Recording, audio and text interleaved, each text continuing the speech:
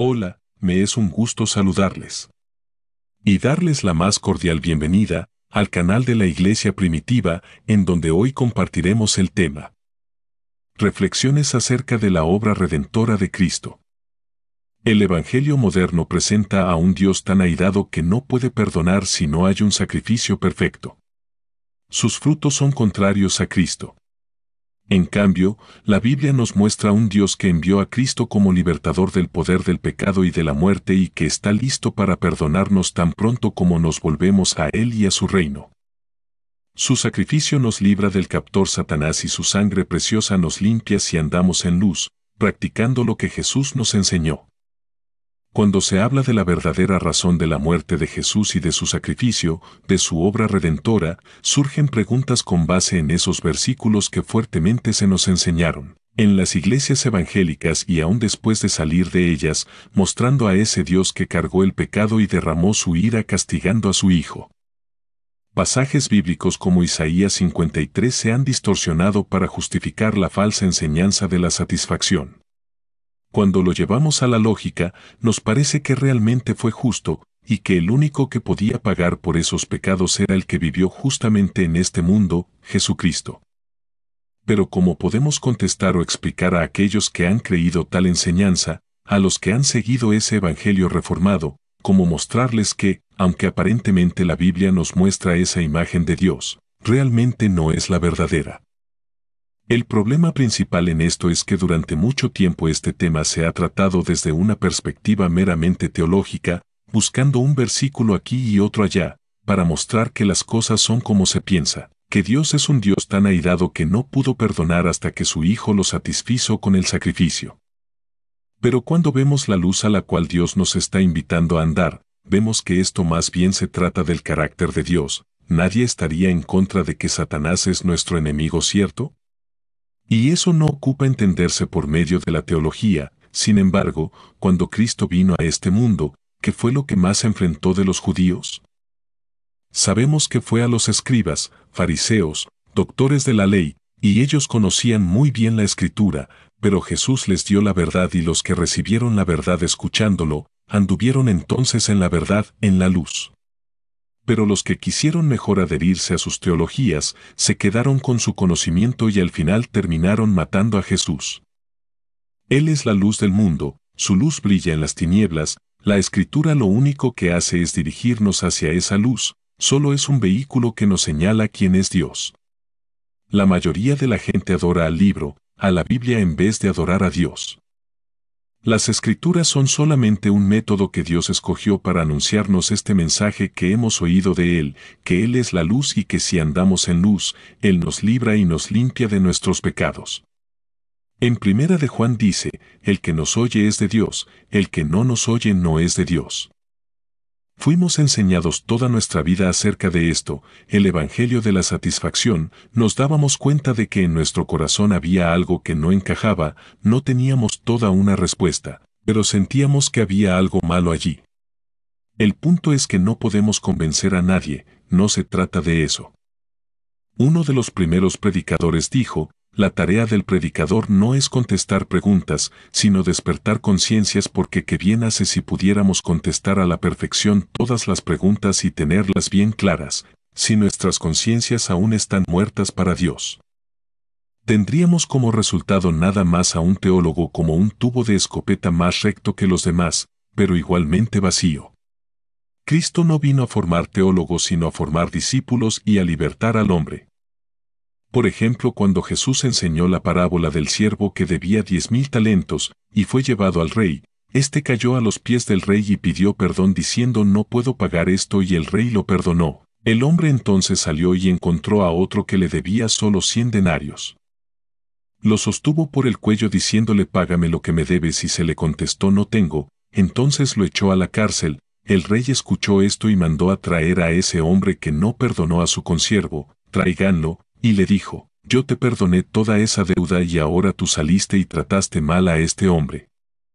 ¿No lo perdonaste? ¿Es acaso que entonces el hombre sacó un recibo de su bolsa para demostrar que la deuda ya había sido pagada y después salió a la calle y pudo hacer lo que él quería? No, no fue así, la deuda no fue pagada, fue perdonada.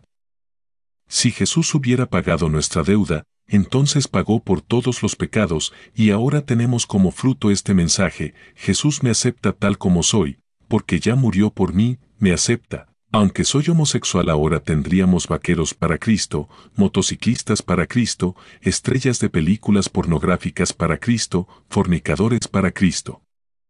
Pagó por sus pecados. ¿Pagó por todo, no? Pero más bien es que perdona a los que se arrepienten y andan en la luz.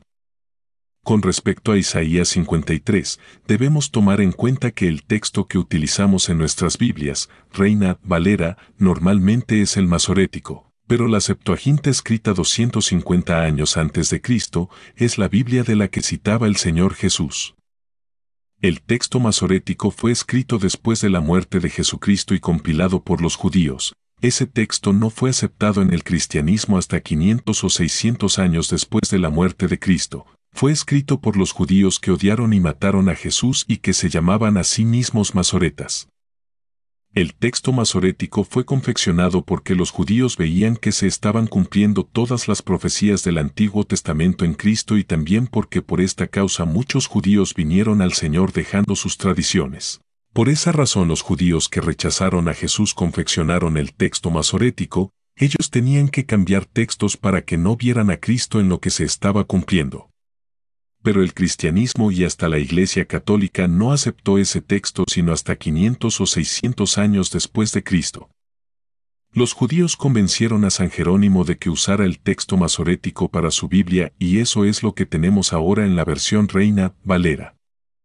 En Isaías 53, 4 de la versión Reina Valera, texto masorético, dice: ciertamente llevó él nuestras enfermedades, y sufrió nuestros dolores, y nosotros le tuvimos por azotado, por herido de Dios y abatido.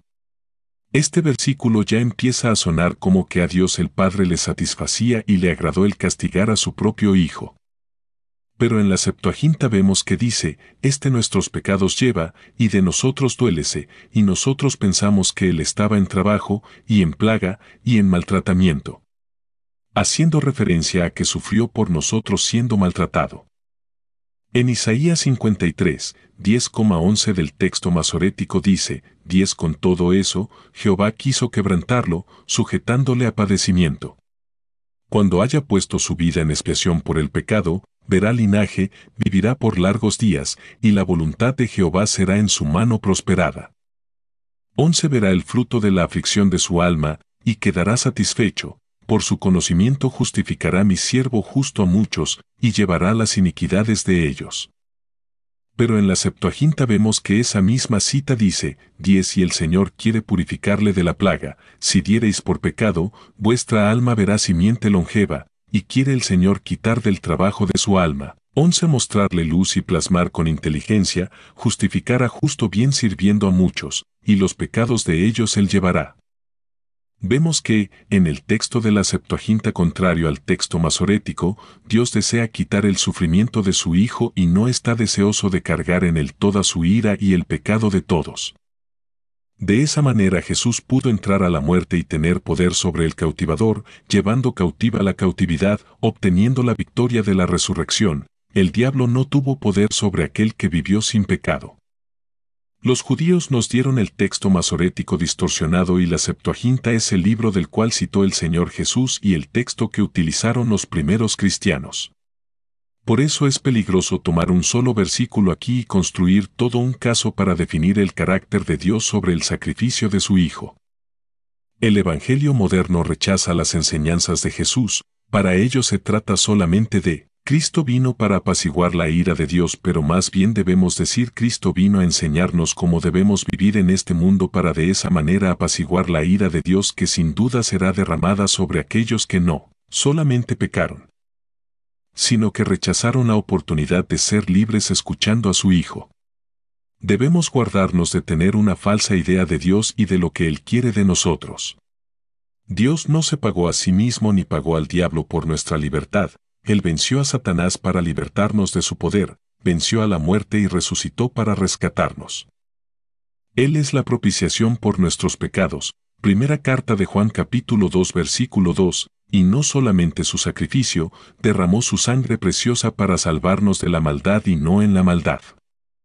En ninguna manera negamos su sacrificio y su sangre que nos libertó, pero al hacer tanto énfasis en eso, nos olvidamos de lo que Jesús enseñó y comenzamos a confiar solamente en que Cristo ya hizo todo y que no necesitamos hacer nada más. Tenemos que ser dignos de esa sangre y después de haber sido librados, caminar en obediencia a sus estatutos. Una vez más insistimos andar en luz, es decir, en Él, en sus enseñanzas. El Evangelio del Reino no consiste en habilidades exegéticas ni palabras griegas, ni tampoco en un sistema teológico complejo. El Evangelio que creemos y predicamos es el poder de Dios que ciertamente nos libra del poder del pecado y nos lleva a una vida de justicia y santidad delante de Dios. Es el Evangelio que nos enseña a hacer la voluntad de Dios por medio de la cruz. Ese es el poder del Espíritu que da testimonio. Porque no menospreció ni abominó la aflicción del afligido, ni de él escondió su rostro, sino que cuando clamó a él, le oyó. Salmos capítulo 22 versículo 24. Amén. Comentarios realizados después del mensaje del domingo 12 de enero del 2014 en Tlaxcala, México. Que la paz y la gracia del Señor Jesucristo esté con ustedes.